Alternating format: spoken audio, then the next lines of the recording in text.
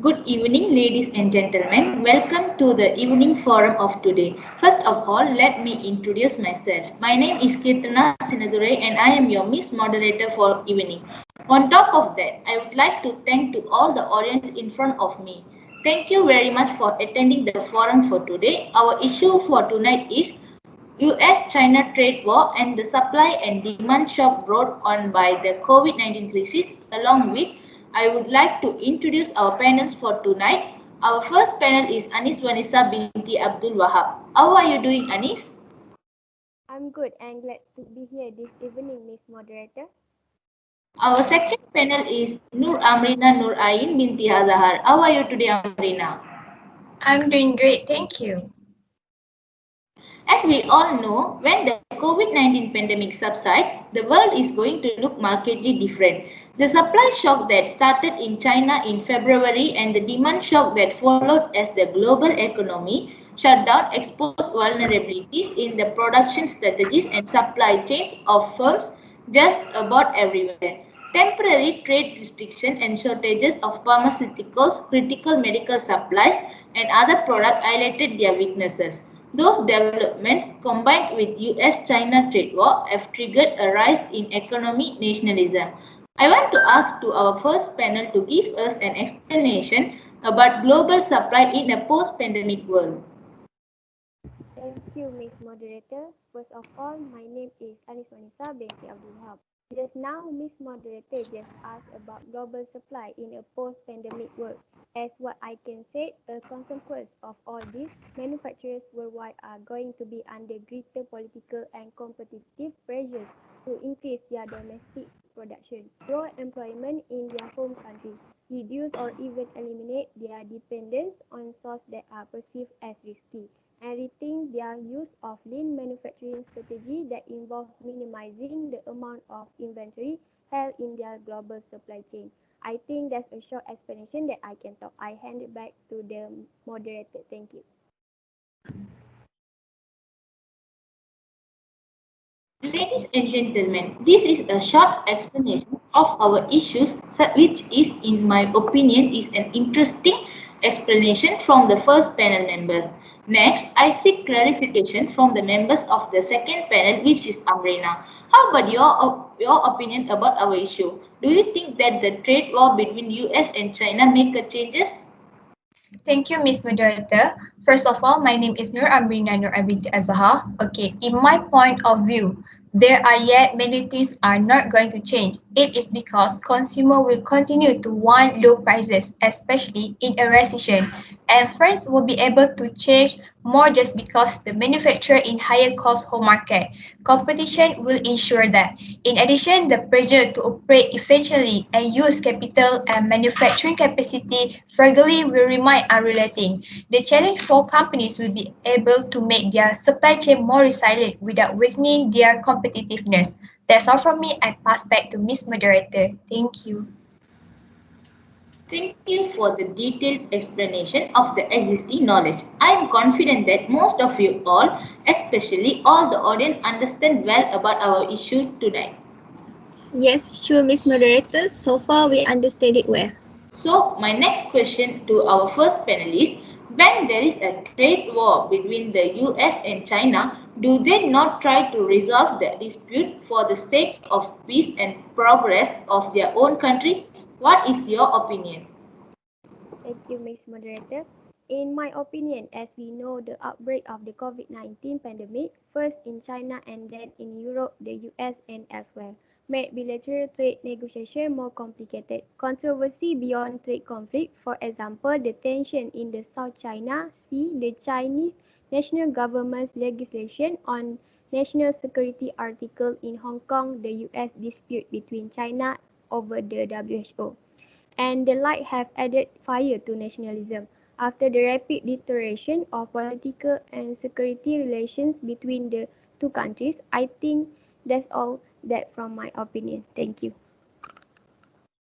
Now we back to our second panelist. As we know, the challenge for companies will be to make their supply chains more resilient without weakening their competitiveness. To meet that challenge, managers should first understand their vulnerabilities and then consider a number of steps, some of which they should have taken long before the pandemic struck. So, what do you think that the manager of the company should do to make sure they meet that challenge? As far as I'm concerned, the first step that the manager of the company should focus on to meet the challenge is to uncover and address the hidden risks. It is because modern products often incorporate critical components or sophisticated materials that require specialized technological skill to make. It is very difficult for a single firm to possess the breadth of capabilities necessary to produce everything by itself. Consider the growing electronic content in modern vehicles. So, based on what you said just now, Amrina, are the automakers equipped to create the touchscreen displays in the entertainment and navigation system?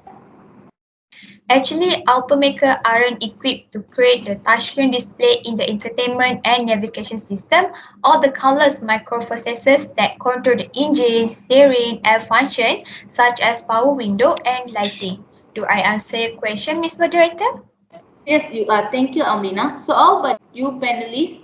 Number one, do you want to add anything else about the challenge to uncover and address the hidden risk?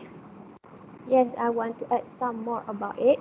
As we know, manufacturers in more industries have turned to suppliers and subcontractors who narrowly focus on just one area. And those specialists in turn usually have to rely on many others, such as arrangement offers benefit. The management have a lot of flexibility in what goes into the product. And for sure, it's able to incorporate the latest technology. But if the management are less vulnerable when depend on a single supplier somewhere deep in network for a crucial component or material, if that supplier produce the item in only one plant or one country, their disruption risks are even higher. Yes, I absolutely agree with our first panel opinion about an arrangement of first benefit. Thank you, Anis and Amrina, for the great explanation about the challenge to uncover and address the hidden risk just now. We move to the next question. Do any of our panel want to explain about it? Yes, I have something to share with you all. Besides the manager need to uncover and address the hidden risk, the manager also need to identify their vulnerabilities of the company. They need to understand where the risk lies so that their company can protect itself may require a lot of digging. It entails going far beyond the first and second tier and mapping their full supply chain, including distribution facilities and transportation hubs. This is time consuming and expensive, which explains why most major firms have focused their attention only on strategic direct suppliers that account for a large amount of their expenditures. But a surprise disruption that brings their business to a halt can be much more costly than a deep look into your supply chain is. Ms. Moderator, allow me to express additional thought based on the comment of the first panelist. Yes, please, Amrina. Thank you, Ms. Moderator. So, the goal of the mapping process should be categorize supplier in three categories, which are lower, medium, or high risk. To do that, Tom Linton, who served as a supply chain executive at several major companies, MIT, David Simchi-Levy suggests applying metrics such as the impact on revenue if a certain source is lost, the time it would take a particular supplier factory to recover from a disruption, and the availability of alternate sources. It is vital to ascertain how long your company could ride out a supply shock without shutting down and how quickly an incapacitated node could recover or be replaced by alternate site when an entire industry faces a disruption-related shortage. Therefore, once the management identify the risks in the supply chain, they can use that information to address them by either diversifying your sources or stockpiling key materials or items. To be honest, that was an amazing additional knowledge that we can get from our panel today. At the same time, I just wondering if there any challenge for the company to do? Furthermore, I think another step or suggestion that the management need to do is to hold immediate inventory or safety stock. If alternate suppliers are not immediately available, a company should determine how much extra stock to hold in the interim, in what form, and where along value chain. Of course, safety stock, like any inventory, carries with it the risk of obsolescence and also ties up cash. It's run counter to the popular practices of just-in-time replenishment and lean inventory. But the saving from those practices have to be weighed against all the costs of a disruption, including the lost revenue, the higher prices that will have to be paid for materials that are suddenly in short supply, and the time and effort that will be required to secure them.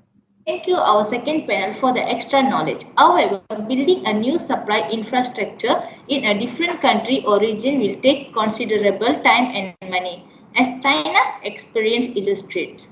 Can you brief us in a short elucidate about the China's experience illustrators? Sure, Miss Moderator. Actually, when China first opened its special economic zones in the 1980s, it had almost no indigenous suppliers and had to rely on far-flung global supply chain and on logistic specialists who procured materials from around the world and kitted them for assembly in Chinese factories. Even with the support of government incentives, it took 20 years for the country to build a local base capable of supplying the vast majority of electronic components, auto parts, chemicals, and drug ingredients needed for domestic manufacturing. Shifting production from China to Southeast Asian countries will necessitate different logistic strategies as well. Unlike China, those locations often do not have the efficient, high-capacity ports that can handle the largest container ships or the direct marine liner service the major market. That will mean more transshipment through Singapore, Hong Kong, or other hubs and longer transit time to reach market. Other than that, I just want to add some more. In the long run, thought it will be a mistake to cut China completely out of your supply picture. The country's deep supply networks, its flexible and able workforce, and its large and efficient port and transportation infrastructure mean that it will remain a highly competitive source for years to come. And because China has the second largest economy in the world, it is important that firm maintain a presence to sell in its market and obtain competitive intelligence. Thank you so much to both our panelists to make it clear, and I think we are really understanding it well. What do you think about the advantage of process innovation as firms can relocate parts of their supply chain? Some might ask their suppliers to move with them, or they might bring some production back in of either cost, translating a production line or setting up a new one. Personally speaking, at the cost, transplanting a production line or setting up a new one is an opportunity to make major process improvement. It is because, as part of the change, you can unfreeze your organization routines and revisit design assumptions underpinning the original process.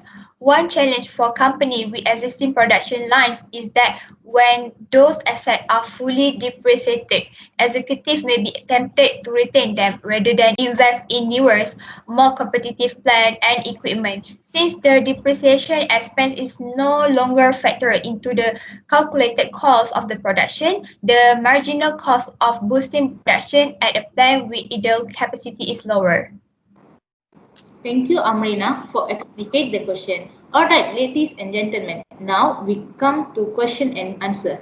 Don't forget to mention your name to ask question or even if you want to answer the question. My first question is trade war between China and US has had an impact on farmers in America, and this could lead to unrest within America itself as these farmers may lose their source of income. So, according to the audience, how does this American government resolve this issue? Thank you, Miss Moderator, for the question. First of all, let me introduce myself. My name is AISYAH Al-HUMAIRA binti FAUZI. I would like to answer the question from Miss Moderator. So, why China is deliberately targeting US agricultural vessels in hopes farmers will put pressure on the Trump administration.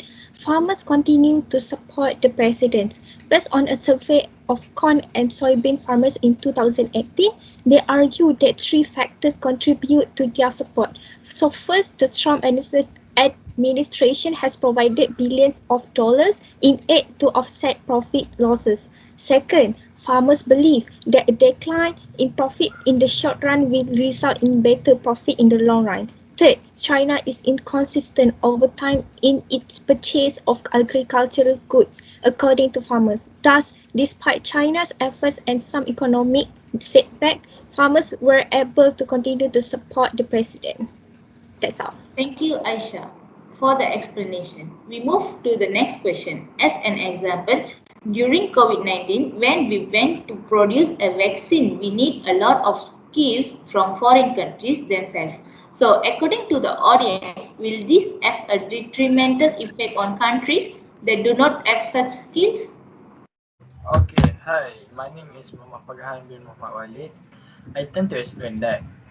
The more mistaken example is a group of chemicals known as phosphorus and related reagents used to make DNA and RNA sequence. This is important for all companies that develop DNA or mRNA-based COVID-19 vaccines and DNA-based drug therapies. But many of the major precursors come from South Korea and China. So taking example, it is likely that this will give a disadvantage to the American country itself as a result of the China-US trade war. Thank you, Farhan. However, when we said that we must understanding where the risk lies so that your company can protect itself may require a lot of digging. It entails going for beyond the first and second tiers and mapping your full supply chain, including distribution facilities and transportation hubs.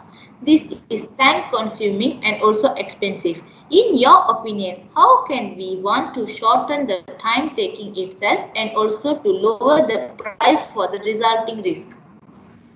Okay, the answer to those questions depend, in part, on whether your manufacturing capacity is flexible and can be reconfigured and redeployed as need evolve, as is the case for many manual and or semi-automated assembly operation, or whether it consists of highly specialized and difficult to replicate operation. Once you have identified the risk in your supply chain, you can use the information to address them by either diversifying and your sources or stockpiling key materials or items. The obvious way to address heavy dependence on one medium or high risk source, a single factory, supplier or region is to add more source in location not vulnerable to the same risk. From your opinion, do you think that this strategy will be effective, and if yes, what is the strategy they need to do? Yes, I think this strategy will be effective. So what they can do is managers should consider a regional strategy of producing a substantial proportion of key goods within the region where they are consumed. For example, North America might be itself by shifting labor-intensive work from China to Mexico and Central America. So Chinese firms that want to protect their global market share are already looking to Egypt, Ethiopia, Kenya, Myanmar and Sri Lanka for low-tech, labor-intensive production. May I ask to our panelist, Ms. Moderator? Yes, proceed, Aisha. Okay, as we know, reducing dependency on China will be easier for some products than others. So can you give us some explanation about what type of product they consider as reducing dependence? Thank you for the question. In short, products like furniture, clothing, and household goods will be relatively easy to obtain as well because the input, lumber, fabric, plastic, and so forth, are basic materials. It will be harder to find alternative sources for sophisticated machinery, electronics, and other goods that incorporate components such as height, density, interconnect, circuit boards, electronic displays, and precision casting. Am I answering your question? Yes, you are. Thank you. When the China and US trade war broke out, there are big impacts that will happen among them. As we know, most of us need enough inventory to run a business. So, in the opinion of the audience, will this give a huge loss to the business? Okay, if alternate suppliers are not immediately available, a company should determine how much extra stock to hold in the interim, in what form and where along the value chain.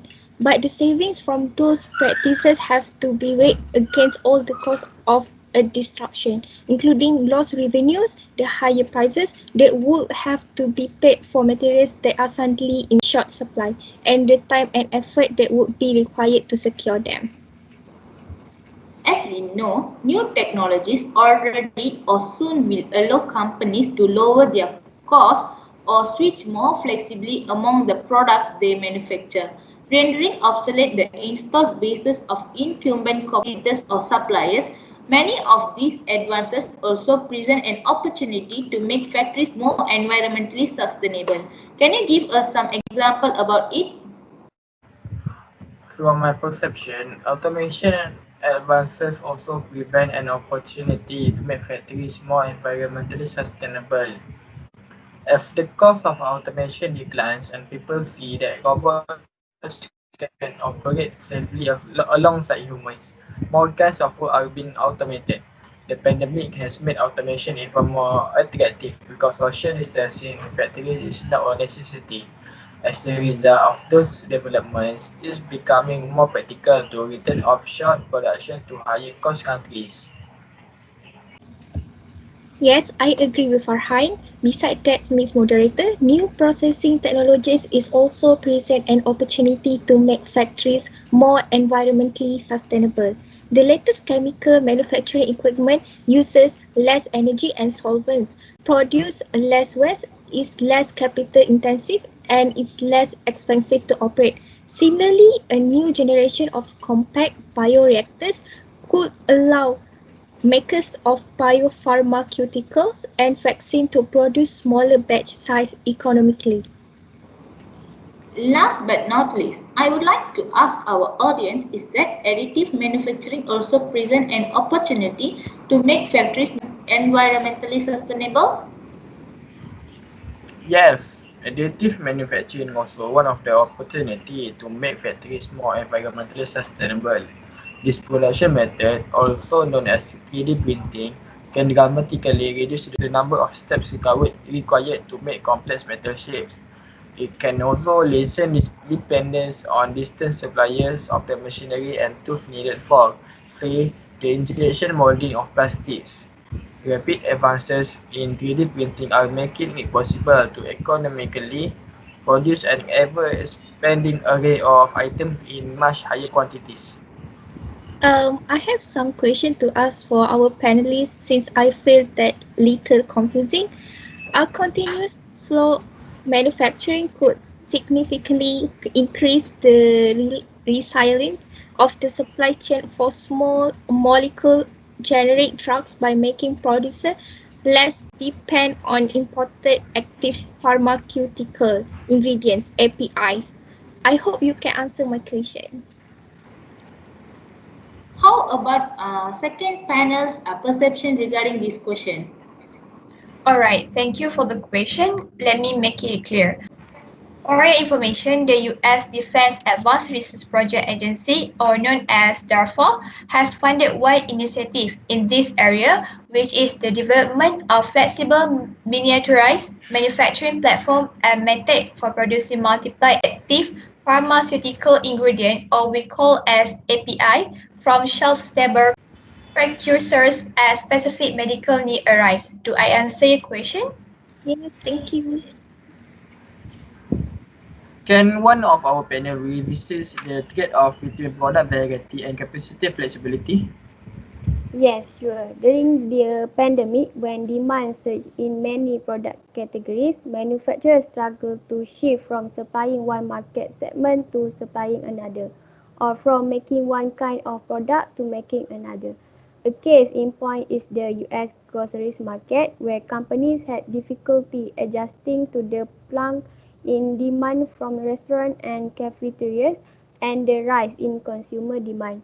SKU proliferation, the addition of different forms of the same product to serve different market segments, was partly responsible. For example, one obstacle to meeting heightened demand for toilet paper at supermarket was that manufacturers had to change over their production lines because consumers prefer multiply rolls rather than the tinier toilet paper that many hotels and offices purchase in much larger rolls.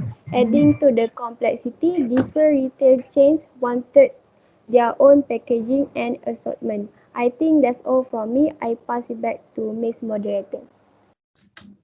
Okay, thank you Anis for the length explanation of the existing knowledge just a moment ago. Do our second panel want to add some more about the trade-off between product variety and capacity flexibility? What can I say is researchers such as Barry Swashes of Swarthmore College and Patrick Banner, which is a consultant who has formerly at CEB, now part of Gartner, have long argued that more choice isn't always better. Separating demand into many different SKUs make forecasting more difficult, and trying to fill needs by substituting products during period of shortage causes a real scramble. So, the lesson for revisit the trade-off between product variety and capacity flexibility is all the companies should reconsider the pros and cons of producing numerous product variation. That's it. Thank you. Thank you to our panel and all of the audience because willing to ask and answer a few questions just a moment ago. In many industries, technologies such as this promise to upend the traditional strategy of seeking economies of scale by concentrating production in a few large facilities. They will allow companies to replace large plants that serve global markets with a network of smaller geographical distributed factories that is more resistant to disruption. Further, before concluding the discussion, I would like to invite our panel members to summarize the topic of our discussion today. Please, our panel members to make a conclusion. Miss Moderator, let me begin the summary of our discussion. Yes, please, Anis. All things considered, the economic turmoil caused by the pandemic has exposed many vulnerabilities in supply chains and raised doubt about globalization. Managers everywhere should use this crisis to take a fresh look at their supply network, take steps to understand their vulnerabilities, and then take action to improve robustness. They can't and shouldn't totally back away from globalization. If doing so, we leave a void that and other companies that don't abandon globalization but we gladly and quickly fill. That's all from me. I hand it back to Mr. Moderator. Thank you. Thanks to the first panelist on that formulation earlier, I would like to invite our second panelist to give some summary. Please. Thank you, Ms. Moderator, for giving me the opportunity to deliver a closing thought today. I do not deny the view of our first panel member, hence I would like to make an additional. In my opinion, weighing up all the sides of the argument, it's quite clear to us that leaders should find ways to make their businesses work better and give themselves an advantage. It's time to adopt a new vision suitable to the realities of the new era. One that still leverages the capabilities that reside around the world, but also improve resilience and reduce the risk from future destruction that are certain to occur. That's all from me. Thank you. Thank you, Amrina. That was a conclusion of the discussion from all our panel members. To sum up, the US-China trade war and the supply and demand shocks brought on by the COVID-19 crisis are forced manufacturers everywhere to resist their supply chains. For the foreseeable future, they will face pressure to increase domestic production, grow employment in their home countries, reduce their dependence on risky sources, and rethink strategies of lean inventories and just-in-time replenishment, which can be crippling when material shortages arise. Besides, to make your supply chain more resilient without sacrificing competitiveness, the company needs to start by mapping the full extent of their supply network to identify both direct and indirect sources. Determine how quickly those that are most vital for could either recover from a disruption or be replaced by an alternative. address the vulnerabilities by diversifying suppliers or stock building essential materials, explore production process improvement or new technologies such as automation, continuous flow manufacturing, and 3D printing that could lower the cost, increase flexibility when faced with a shock, and revisit the product strategies which is offering consumers more choices is not always better. On behalf of all the panel members, I would like to thank all the audience who were willing to attend this discussion today. Due to time constraints, I would like to end the discussion. Thank you. Thank Thank you. you. Thank you.